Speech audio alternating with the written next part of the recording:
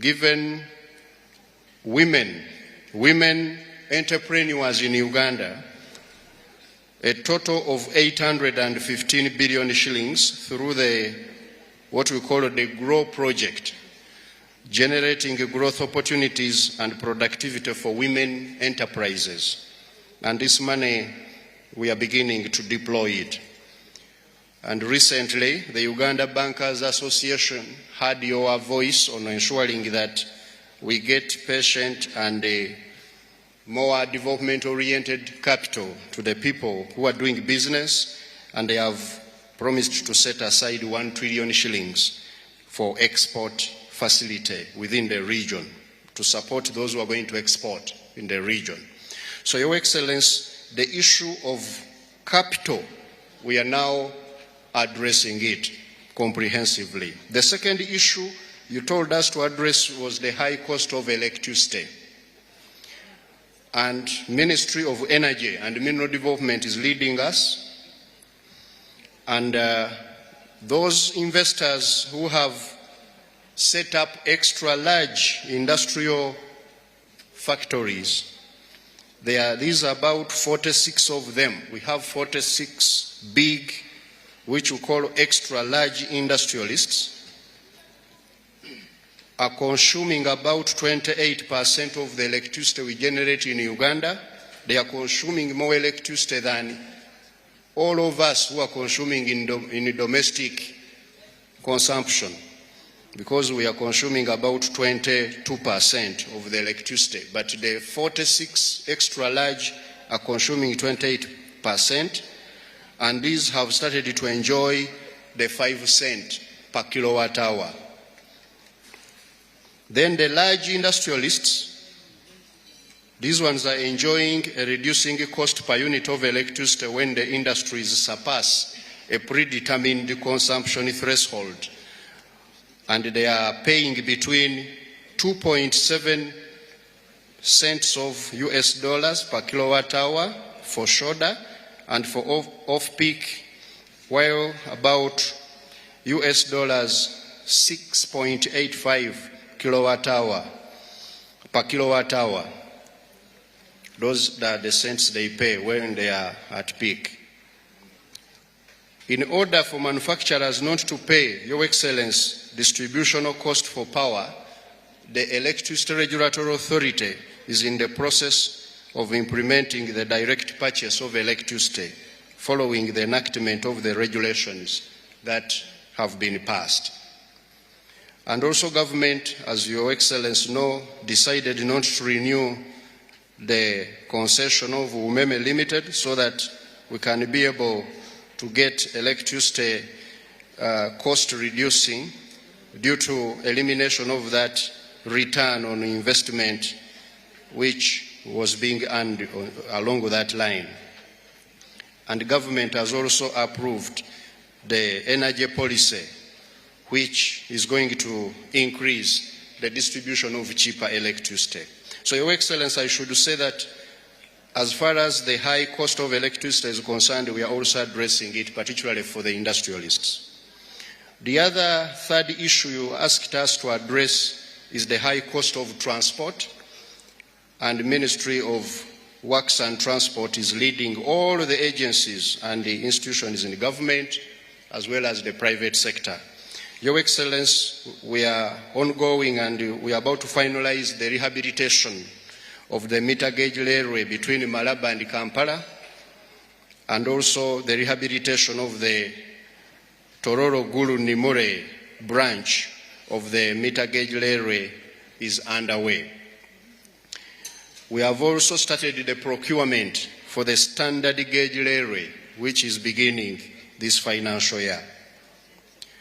Your Excellency, UNRA has expanded the paved national road network across the country to 6,133 kilometers last financial year. Government has allocated each district in Uganda 1 billion shillings to rehabilitate the feeder roads within the district and maintain them. This is on top of the money given to Road Fund and the Ministry of Works for maintenance of these roads. And Your Excellency, we are in the process of partnering with the private sector to strengthen the air cargo transport so that those investors who are dealing with items that they need to go very fast to the market can be evacuated quickly. We are finalizing this within the year. Your Excellency, the International Airport of Entebbe is at 85% completion, the revampation of it, and also the Kabalega International Airport is going to be completed this financial year. The last major issue, Your Excellency, you asked us to address is the issue of markets. The markets for the people who are doing business. And the Ministry of Trade, Industry and Cooperative is leading us in this. And the government has negotiated market access for Ugandan products under the ESC and Africa the Continental Free Trade Area, where milk, grain, coffee, and iron ore are going to be very easy to market.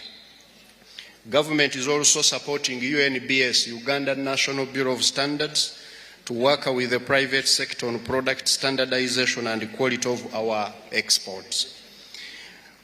There are a few technical issues which arose in the negotiations on how to standardize, especially on the cost of the digital conformity mark, and this is being addressed, Your Excellency. I am personally leading this to ensure that we address this matter and the private sector can work amicably with UNBS.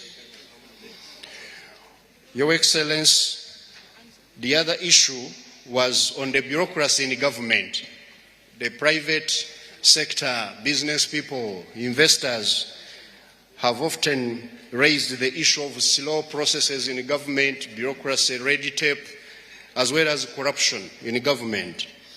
Your Excellency, as a response, we are upscaling the digitization of government. We are automating all of the public service delivery systems so that we can reduce human interface and also be able to enhance transparency. We are introducing electronic systems in procurement. Now procurement is going to be done electronically. We have already automated our tax system. We are automating the business processing and registration. We are also doing the online passport processing as a special application processes and so on, as the Internal Affairs has addressed that. So, Your Excellency, government has therefore been able to invest heavily in our fiber optics, the optical fiber for internet access across the country. We have so far laid 4,717 kilometers of optic fiber so that we can be able to get all of these services done, the automation process we are doing. And NITAU has connected over 1,466 MDAs to the national backbone, MDAs and local governments to the national backbone infrastructure. Your Excellency, we are also working on getting the private sector in Uganda engaging more effectively in the oil and gas. We are getting reports that the Petroleum Authority of Uganda has approved the contract so far worth $7.1 billion